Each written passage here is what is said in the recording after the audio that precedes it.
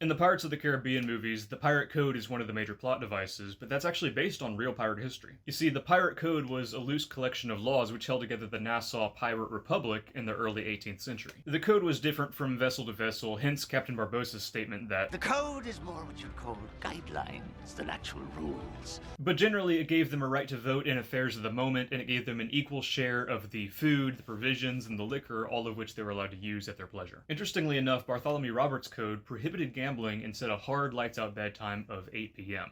Although if you wanted to stay up and drink more, you were allowed to do so on the open deck. It required maintenance of your weapons, it prohibited desertion in battle, and it also forbade anyone from letting women and children on deck, sometimes under pains of death. There was strictly no fighting between pirates on Bartholomew Roberts' ship, although if you were still mad at each other when you got ashore, you were allowed to duel with pistols and cutlasses until the first blood. Musicians were allowed to rest on the Sabbath, but they were required to play every single other day, and nobody was allowed to talk about leaving the band of pirates until every member of the crew had received £1,000, which is about $261,000 today. Captain John Phillips' code was extremely liberal with punishments, and any pirate who stole from another was liable to be marooned or shot.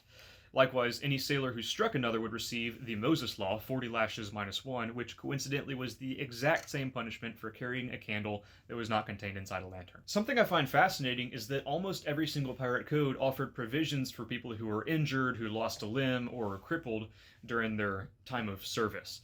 They would be paid out almost a full share in many cases, but sometimes there were stipulations about how much money they would receive for losing what kind of limb. On Captain Henry Morgan's ship, a right leg was worth 500 pieces of eight, but a left leg was only worth 400. A finger and an eye were worth 100 each, and the entire arm was worth 500 or 600 depending on if it was the left or right arm. Anyone who wanted to join a pirate crew had to sign their articles and swear to the pirate code on a Bible. Captain John Phillips didn't have any Bibles on board, so he had all of his men swear on an axe.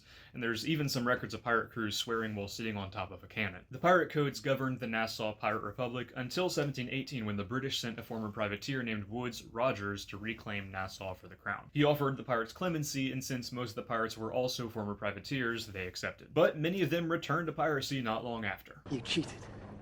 Pirate.